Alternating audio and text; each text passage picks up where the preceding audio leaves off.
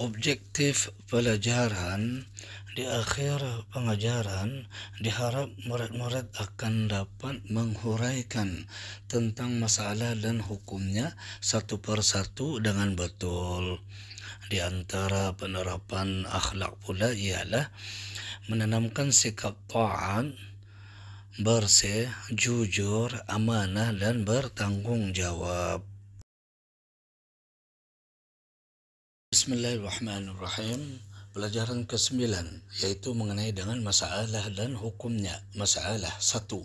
Harta si mati yang belum dikeluarkan zakat. Dari segi hukum, wajib dikeluarkan zakat yang ditanggung oleh si mati daripada harta pusaka yang ditinggalkannya. Zakat ini hendaklah didahulukan daripada pembahagian harta pusaka kepada ahli waris yang berhak. 2. Harta yang terhutang. Dari segi hukum, pemberi hutang wajib mengeluarkan zakat harta yang terhutang terlebih dahulu dengan syarat harta yang terhutang dipercayai akan dibayar oleh orang yang berhutang. Walaupun hutang itu belum dibayar oleh orang yang berhutang, kerana harta yang terhutang ada harapan untuk dimiliki semula dan boleh dituntut daripada orang yang berhutang. Harta yang terhutang adalah sebagai wadi'ah, yakni harta simpanan yang boleh diambil kembali. Tetapi jika sekiranya harta yang terhutang itu tidak ada harapan akan dibayar oleh orang yang berhutang, seperti yang berhutang itu orang susah atau pembelit dan ingkar, maka pemberi hutang tidak wajib mendahulukan membayar zakat harta yang terhutang itu. Bahkan dia hanya wajib mengeluarkan zakat apabila hutang itu telah dibayar kembali kepadanya. 3.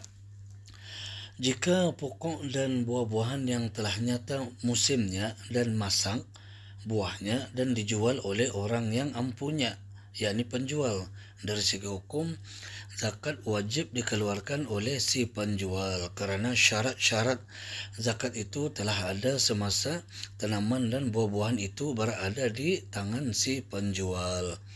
4.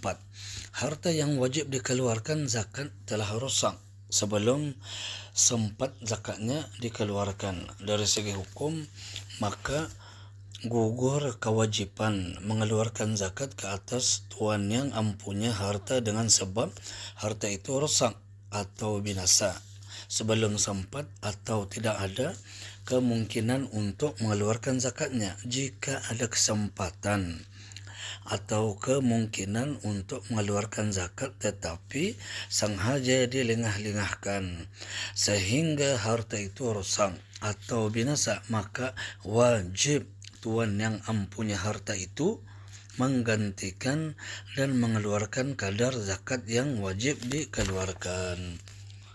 Dan yang kelima, kadar zakat yang telah diasingkan untuk dibahagikan kepada yang berhak menerima telah hilang kesemuanya atau sebahagiannya.